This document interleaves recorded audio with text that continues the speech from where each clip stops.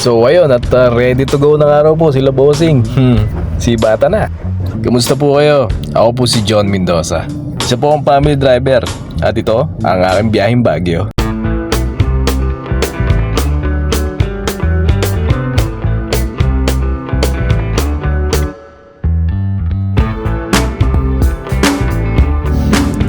Ayun, pagbalik nga po namin ng hotel, may binabalang kami dito saglit sa lobby. Tapos sumibat na rin po kami agad palabas. At meron nga lang daw po kaming hahanapin din sa Bandarine. Tara G!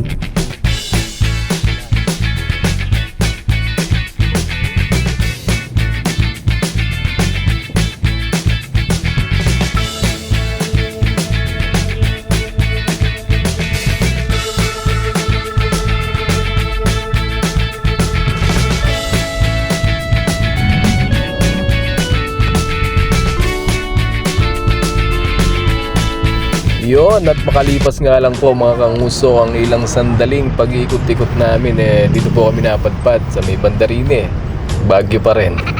At tayo nga po inaimbitahang magmerienda din Aba, juicy pa ba? At dito nga raw po sa By the Ruins may masarap na ensimada. Siyempre salamat po ng marami sa nagpamerienda. At makakadali nga po ako ngayon ng masarap na tinapay din sa nga po din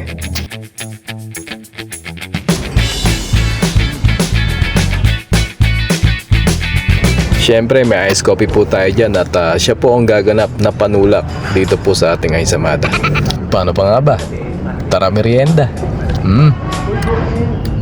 Lambot, may pagkamamon din.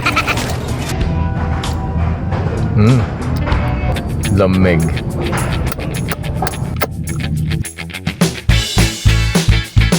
Yun, at salamat po ulit sa masarap na snack. Sarap talaga ng libre. Tames. Ayun, at back to hotel na nga raw po mga kanguso. Paano pa nga ba? Bahala na kayo dyan.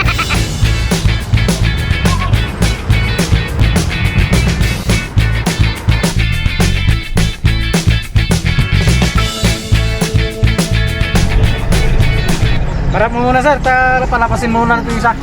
Copy sir, tango-tango. Ganap na nga pong alas 6:13 ang ating pong oras sa buong Kapuluan. At kasalukuyan nga pong nag-aagaw liwanag. Takip silim? Agaw dilim? Gabi na pala. Ramdam na rin yung lamig din sa labas. Pahinga na rin kasi si Haring Araw Katabi lang nung driver's quarter, may kantin sila dito. Kaya dumali muna tayo ng hapunan din Para hindi gutom, di ba? Gandang gabi ho, isang takal nga po din Eto, meron silang pasabre. Amoy baka.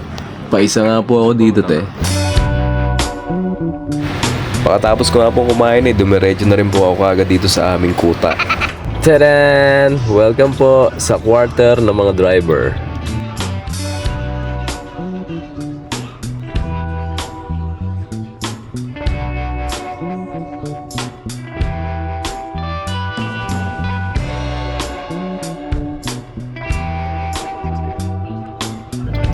Yun.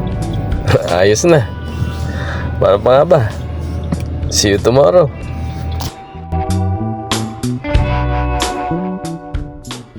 Kinabukasan nga po, araw ng linggo, kaya naman alas 5 pa lang gumayak na nga po ako. Sakto naman paglabas ko ng kalsada, may taxing dumaan. Sumakay na rin ako agad. Patungo naman nga po dito sa lokal ng Gibraltar. Ayon nga po kay Google, itong araw po yung kapilya na pinakamalapit sa aking kinaroroonan. Galing na! Siyempre, nandito po tayo ngayon para sumamba po at magpuri at magpasalamat po sa ating Panginoon Diyos.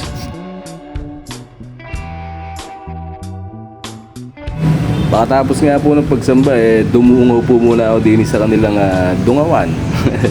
Ingat po kayo mga kapatid. Ganda. Tapos meron pang medyo pogi din Ayos, okay na. Maraming salamat po Ama at ako po handang-handa na sa panibagong araw na ito ng aking pong paglalakbay. Pagbalik nga po natin ng country club dumiretso na tayo din sa kainan. Mag-almusal muna tayo, baka mamaya biglang magayang lumabas ng maaga sila bossing nakakain na tayo. Ready na tayo, di ba? Pagkatapos nga po natin mag-almusal naglakad-lakad lang ako saglit din at kung may kasama nga po kayong aso o pusa May pet hotel nga po na ino-offer itong country club din eh. Oh. Hello. Ay, nagalit yata. Sorry po, sensya na sa abala. At kung trip nyo naman nga pong magkape with your pet, may pet kape po sila din eh. Sarap din kaya kape ng mga pet. Bandang tanghali naman nga po dito naman po kami napadpad mga kanguso. At yan po yung view dito kung saan po kami nagtanghalian. Pakatapos nga po ng tanghalian ilang oras lang po ang lumipas nag-crave po si Bossing sa tsokolate. So ayun, di mapapamerienda naman tayo ngayon din Salamat po kay Bossing. Okay, tara at magmerienda po muna tayo din Sa dapat.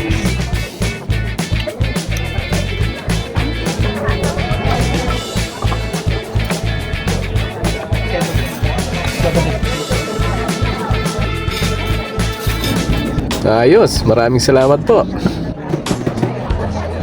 Tames. Iyon, at back to hotel na nga raw po tayo. At shout out sa mga ka-family driver ko dyan na meron ding mababait na amo. Kinagabihan nga po natulog na rin po ako na maaga. At nung kinabukasan nga po check out na nga po sila Bossing. Kaya naman sibata na, pauwi ng Manila. Kang Uso, tara at samahan mo muna ako mag-trip pabalik ng Manila. Saglit lang to, promise.